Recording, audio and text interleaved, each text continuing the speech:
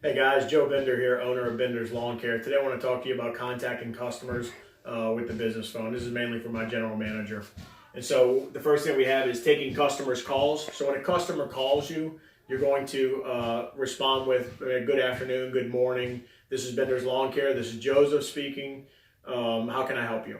And so they'll have a range of questions for you. They might be calling for a quote. They might be calling to complain. And so in all of these ways that they contact you, whatever information that they're trying to get out of you, you want to be very direct and quick to your point. Having a customer on the phone for a very extended amount of time doesn't really lead us down the right direction sometimes, so you want to be quick to the point. So if they're calling to get a quote, you want to ask for the basic information that you have on your customer log sheet, and then we'll get back to them once we give that quote. If they're calling to complain, know that they're probably very frustrated in this very moment, and so our job as general manager and as owner is to be calm and collected within this moment. We want to try and ease their minds and extend the amount of time between what has happened on their property and us fixing it. So the best thing that we can do is take their call, and then we can say, thank you for giving us a call. We apologize that this has happened. What we want to do is we want to get out there and I want to personally assess the situation so that we can then move forward. But we're definitely going to get this taken care of for you. This eases their minds and it kind of gets us off of our back to where we can assess the situation and we can move forward.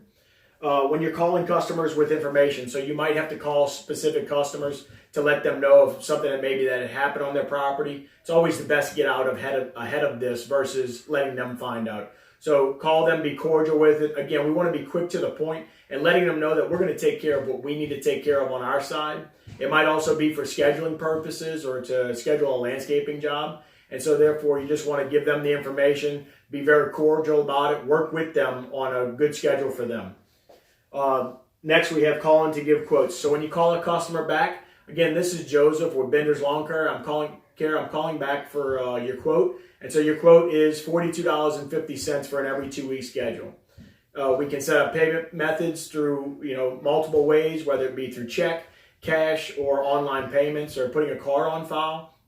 And so whichever you would like to choose, we can set it up that way.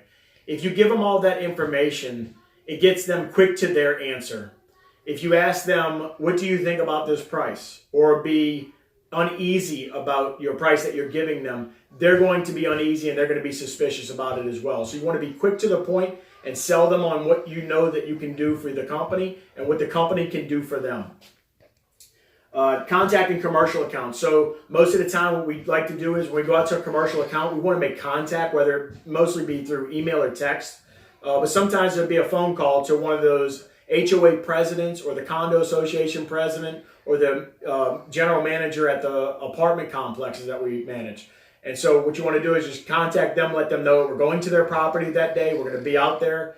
Or if we have any type of situation arise, you want to get in touch with them immediately to get ahead of it and we get the ball moving on it. Sometimes the commercial accounts, we can't just line things up ourselves. They already have vendors.